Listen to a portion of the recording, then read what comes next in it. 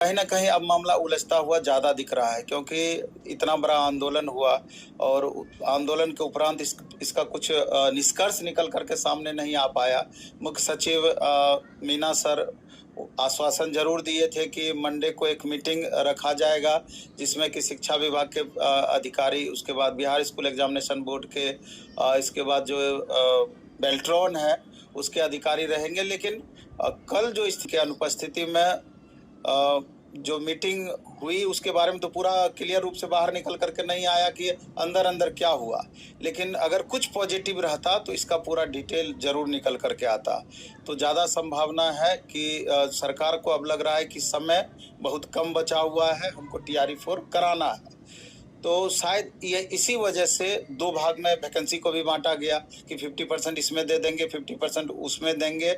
और जिस तरह से शिक्षा मंत्री का बयान आया और भी कई मंत्री लोगों से भी मिलने का प्रयास किया गया और उन्हीं बातों की पुनरावृत्ति उनके द्वारा भी हुई कि मुख्यमंत्री जी का आदेश है तो उसमें कुछ भी बदलाव संभव नहीं है। एस्टेट के अभ्यर्थी को भी समझ जाना चाहिए कि सरकार क्या कहना चाह रही है। हम लोग तो अपने हिसाब से पूरा प्रयास ही कर सकते हैं।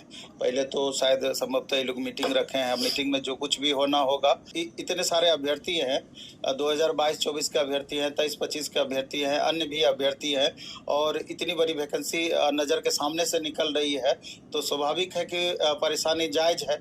6 महीना से तैयारी कर रहे थे, साल भर से तैयारी कर रहे थे, उससे पहले से तैयारी कर रहे थे और आगे इलेक्शन होना है। आप बताते हैं कि टीआरई 5.0 से पहले हम एस्टेट लेंगे। तो अब इलेक्शन का रिजल्ट क्या होना है, कि कौन सी सरकार बननी है, नहीं बननी है, तो कैसे आप विश्वास कर सकते हैं कि बाद की वैकेंसी पर?